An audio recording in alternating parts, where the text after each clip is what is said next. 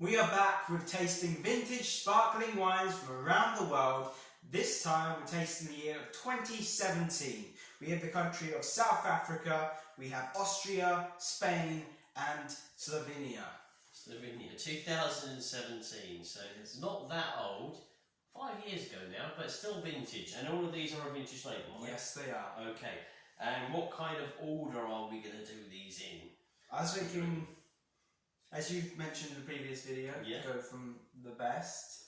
Oh, but you're now going to have to tell us what you think the best is. Well, I'm going off of our judges and the awards that they're given. So the first two are trophy, and then the second two are silver medals. So you've got that spot on. Good idea. Okay, so we've got two very different wines here, I must say. We've got the Blanc de Blanc, I believe, from the Grainbeck, so South African. But we've also got Sauvignon Blanc, which is quite a character grape in itself. But maybe let's try with the Grainbeck, and then we're going to have a very different style of wine with the Sauvignon Blanc. But I know these two wines very well, and they are superb. They really are. And we've got the Ishtinik, haven't we? Yeah. Yes, we have it. The Grainbeck Blanc de Blanc 2017 won the trophy in the classic and elegant category. Wow, congratulations. 2017 vintage. It's always good to see a vintage on the board. Tell us that the year was a good one, and all of those grapes used in the bottle is of that year, 2017. Whereas on the vintage, you usually have a selection of different years, different kind of reserve wines put inside. So not exclusive to 1 year. So here it is, Grainbeck, Blanc de Blanc. Yeah, we might as well. So we have done 2014, 2015, 2016, and now on to 2017. 2017, wow. So Grainbeck was founded in 1983. They released their first vintage, non-vintage, in 1993. And I've got a couple of facts about South African wine. South Africa referred to their wineries / vineyards as wine farms. Wine farms, there we go, farming. The first grapes were harvested in South Africa in 1659 by Dutch colonists in Western Cape. And South Africa are the 8th largest wine producing region in the world. Wow, well that is something. And I know that, I'm not sure if he's still there or not, whether he's retired young, but the winemaker here, very well known guy in the industry, Pieter Bubbles Ferreira, was the winemaker of the Grainbeck. But that wasn't one of your things you mentioned. That's an added bonus fact. That's an added bonus. So let's do the nose. But how wonderful is the nose here? Yellow floral, kind of pear, peach, beautiful style, honeysuckle, yeasty, sweet lemon pie. Oh dear. Yeah, I'm getting that touch of pastry and also like a walnut. Walnut, oily I go for that as well, oily walnut there, but really beautiful, welcoming you into the wine, so let's give a taste a go.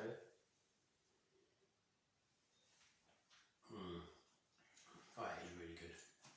So, lovely flavours, crisp, good levels of acidity, peach, apricot. Peach and apricot, a nice level of zesty zinginess. Zesty and zinginess in there. A little bit of the pastry, so got the yeasty characters coming through, bundles of yellow floral, white floral notes in there. Tastes young, tastes fresh. Also good quality. I think this would age, probably this would improve with a few more years, dare I say that, probably 3 or 4 more years it would start to scale upwards. I think we're tasting it still at a really good standard, yes, but I think it's got more in there to offer, but brilliant. It tastes like a young, classic and elegant with a lot of aging potential. I can see why it wowed the judges. So we're going to move across from one continent to another. We're in Europe. Yes, we are. Austria, and this is Steininger. Always like the selection of wines, the Muscatella, the Grüne Veltliner, and the Sauvignon Blanc from Steininger for me are really wonderful examples. Really pleased that they took home a trophy last year. And this was Herbal Gardens? This was a trophy in Herbal Gardens. Herbal Gardens. So you can imagine what that means. It's working in the garden. It could be freshly cut grass. It could be nettles. But then we've also got the abundance of herbs that we get garden. Everything from mint to thyme, rosemary, all of these lovely kind of herbs that we like to cook with. So this is what this conjured up, and this is what the judges decided was the winner. So we're going to give this a Loud pop. and see how this one goes. So you're going to see how this is totally different altogether from the Blanc de Blanc, the Chardonnay. I have a couple of wine facts from Austria. Yep. Austria makes less than 1% of the world's wine. So they count for less than 1% of the world's wine. 75% of Austrian wine is drunk in Austria. And German, this isn't actually a wine fact, but German is the official language of Austria. There we go. So if you're good at German, you're obviously good at Austrian. And the Austrians know what they're doing because they drink all their own wine. So they probably keep all the good stuff. Yeah. But how this nose exhibits, showcases, shouts out Herbal Garden. Yes, definitely. Oh dear, it's really, really good. It's wowza. It's good. It's a lovely combination of the garden herbs and some floral notes, but also like a herbal flowery. Herbal, flowery kind of situation. I know what you're saying, but for me, it's cutting the grass in the garden and mowing over specifically some nettles, and it is that kind of stinging nettles that I'm getting on the nose here. But there is a sprinkling of the herbs, nothing too aggressive, but it's even like, you know, you've got the mixed herbs that you do cooking with, and you may cheat and buy it in a little tub and you sprinkle it over. It is exactly that. You stuck your nose into the dried mixed herbs as well. Really, really good, very powerful. You've only got a tiny bit of wine in the glass here, but nonetheless, it's really proud to deliver these aromas to you. But we can do the flavours.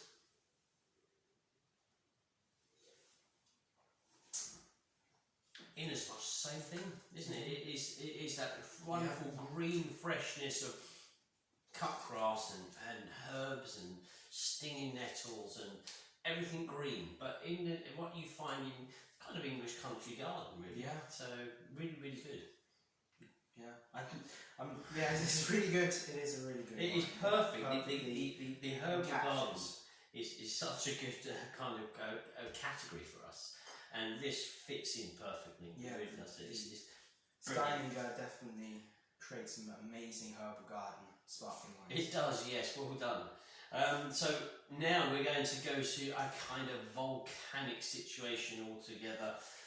So we're over in the product of Spain and the Bodegas Los Bermejos with their Brut Nacho Malvasia. Any information on this one, Oliver? Well, this wine is grown on the island of Lanzarote, which is one of the 7 Canary Islands. It's in between like the bottom of Spain and it's like next off of Morocco. Yeah, off of Morocco. I haven't been there actually, but it's a collection of 7 islands down there. The winery is owned by an important Lanzarote family, and they started in 2001. 2001, so very young in the world of wine, 21 years old, but that is quite young, as we say, in the world of wine. So this is, it's volcanic kind of terroir, so there's going to be a great deal of influence literally from the past kind of eruptions and everything that's gone into making that land. But the way they grow the vines there, it's not like in, say, you see in typical English vineyards or champagne vineyards. These are usually kind of in parcels, aren't they? Yes, quite a distance. They're all kind of 2 to 3 metres apart, it feels, and sometimes in little kind of ditches. And a lot of the time, they seem to be vines that just grow themselves as opposed to anything on that trellis wires or post. There's like a dugout in the black ash, and then you have stones around. It's like a little protection from the wind. I wrote an article about it, and you should definitely look up pictures of Lanzarote vineyards because it is a wonderful sight. It is interesting, yeah. I mean, I did do the tasting live with the gent that provided these wines for us, and it's really interesting kind of exploration of the terroir via the wine itself. But We're going to relive that memory now, and let's just do Just before we are, Oh, we've got a couple of facts, and we're talking about how young the winery is from 2001, but Spain has a history of over 3,000 years of wine. 3,000 years of wine, wow. Spain also accounts for 13% of the world's vineyards. Of the world's vineyards, wow. That's quite a hefty amount. It is. If you think, well, 1% was the wine production in Austria, and this is 13% of vineyards, Spain, so that's a good chunk. And they have over 400 different grape varieties. In use in Spain. Okay, well there we go. Now on to the wine. On to the wine. So a little bit different, isn't it? You got this kind of, as bad as it may sound, kind of a ash burnt kind of character on the nose. This one's more onto the mineral side. It's very ashy minimal. stones. Yeah. That's true. It's a kind of ash, touch of burnt character, minerals, acidity. You can smell it coming through. There's a freshness, even a wet stone character on the nose. It really is embodying the terroir in which it was grown. Very nicely put. Touch of citrus as well. I'm getting. Yeah.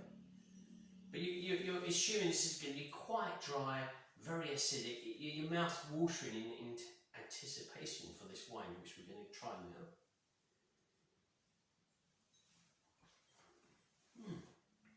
now. Nice, actually. Not as sharp and as aggressive or acidic as I expected it to be. It's much more smoother. Touch silky, smoother. It's rounded, fruity, decent level of fruitiness in there as well. It's obviously, this was an extra brut, wasn't it? Brut nature, so a lower sugar, but it's not overly dry. There's a good little delivery of sweetness in there from the fruit. So very. And it's also the fruit is combined with, again, the terroir, that the ashiness to it, which but taste. very clean and clear. This would be good for certain foods, certain gastronomy. But it's interesting. Not so much it's the wine itself is interesting, but also where it comes from. And I think that gives it its added kind of charm. Yeah. Really interesting. You wouldn't necessarily expect tasting like the ash flavour would be a good thing, but it is a really nice and pleasant thing that's done very well. I mean, I can remember tasting some Indian wines in the past. I think it's more still wines, red wines, and it was literally, there were so many spices. You could smell the spices and flavours in there, the spicy flavours. It was like, wow, crikey. I didn't expect it to be exactly as what I would, that kind of character, Asian cuisine character held within the bottle. Really good wines from India, by the way. But we haven't got India on the table here. The last country we've got is back into the heart of Europe here, and we've got Slovenia, and we have got the Istenic winery, which is over on the east side, and they're very good wines that they produce. This is their prestige, their extra brut, the year being 2017, of course, because that's the year that we're doing now. Yes, and the Lanzarote one, that won a silver medal in the gastronomic category. Ah, well there we go. So I didn't know that when we said about the food, so that's quite good. I'm pleased I got that one on the head. And Istenic, this bottle won a silver medal in the Spring Fling category. Spring Fling, well that's good because I do remember this, although I know this is relatively quite a young wine. I usually, with this here, the Prestige, you go back to 2013 vintage, 2011 vintage, so it's really, really good. That is exactly that. It's kind of flowers in English garden, from daffodils, daisies, every kind of layer of flower. It is wonderfully flowery. So let's try the 17. Istenic was started in 1968. They bought 0.1 hectares on a farm, and today they produce 200,000 bottles a year. Wow, well that's a good progress, isn't it? In relatively young, in wine years, 1968, that would make it 54 years old. So half a century is not bad, is it, under your belt? But they're very good wines. They do a fine selection of wines, Istenic, and they have won very good trophies and medals with us. I believe they got a trophy for their gourmet, I believe it was the year before. Yes, but really good winery. I've been there, lucky enough to have been there. Good production, good example of Slovenian wines, and you can get them in the UK UK. So you don't get many Slovenian wines in the UK.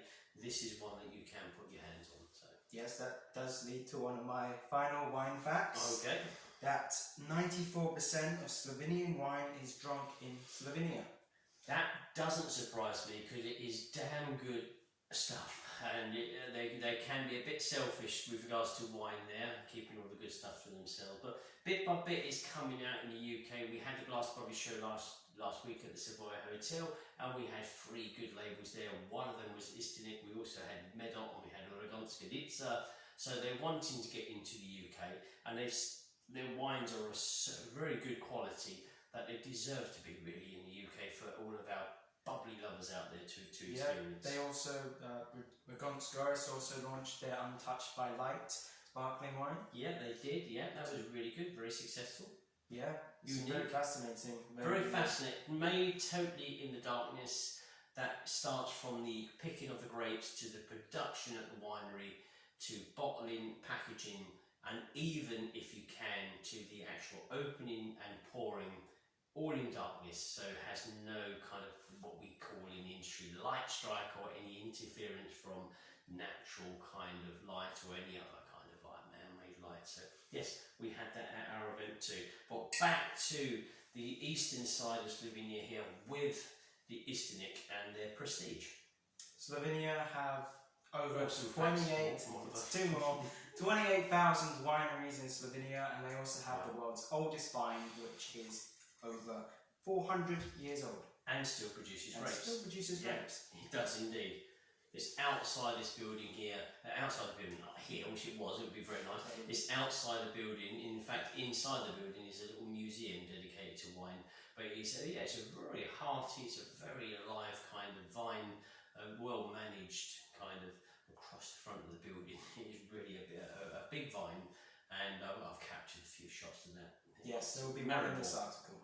Good stuff. So over to the wine. Actually quite good. I remember tasting this probably last year sometime, and it was still quite young for me. This has improved a little bit.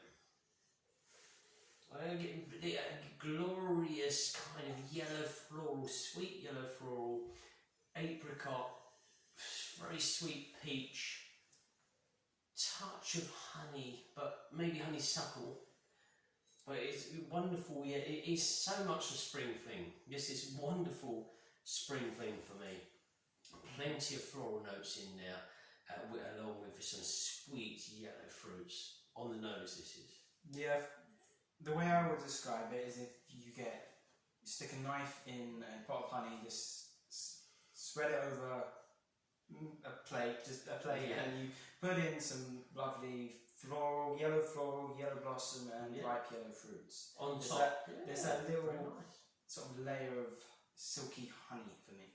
Silky honey, but certainly it's a yellow character. Yes, it's yellow for me. It's green. Whereas we say with the Steininger, that's green, this is yellow. So flavours.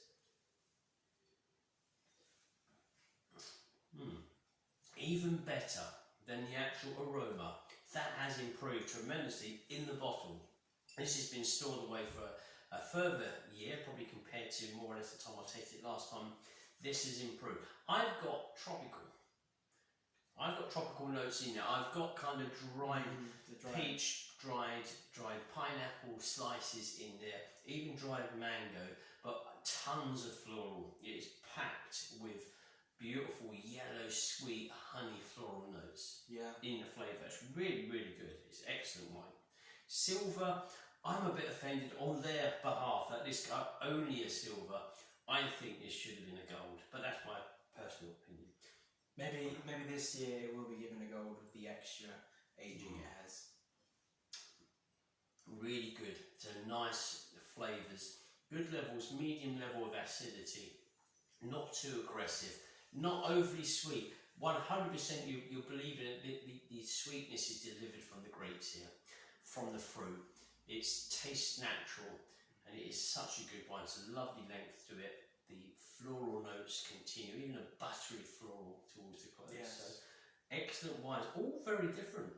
Yeah. However, 2017 just shows you how the influences of the terroir. Terroir is the land and the weather, and the winemaker, the grapes, everything that goes into making wine differences, and it gives you such a variation of sparkling wine. These being all white sparkling wine, but still nonetheless very different. A beautiful wine from South Africa, the Austrian with the Sauvignon Blanc, Sauvignon Blanc, of course, and then we were back here over to Lanzarote with the terroir influencing the wine.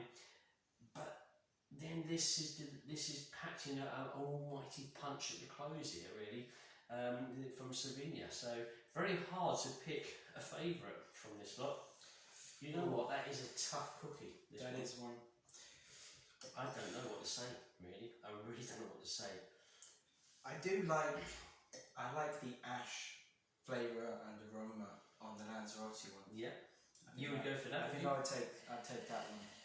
You know, and I thought that, but I also like these three here. I do like the character of the Sauvignon Blanc, but it is, you have to be in the mood. Now, I've always been, once I've cut the grass in the garden and I smell that smell, I need to pacify myself and treat myself, because it's not easy to cut a big area of grass with a Sauvignon Blanc or Grüne Veltliner, that kind of style wine. These two here, with the classic and elegant trophy winner from Graham Beck, lovely wine. It's quite intensive, it's quite powerful, it's quite strong. I would say for this evening, I'm going to go for the Istinitz, because although it's full of character, it's not as aggressive, it's very subtle and calming. And I think this is a nice wine to relax to. Yeah. So, but they're all wonderful. They really are. So definitely are. there we go. Worth So a try. Lanzarote you've gone for, and I'm over in Slovenia. Brilliant. The world of sparkling wine takes you far and wide. Yes. There we go. So that's that for this video here. Hopefully you enjoyed the 2017 range here as picked by Oliver. Tasting around the world. Tasting around the world, exactly. And until next time, Enjoy the fizz.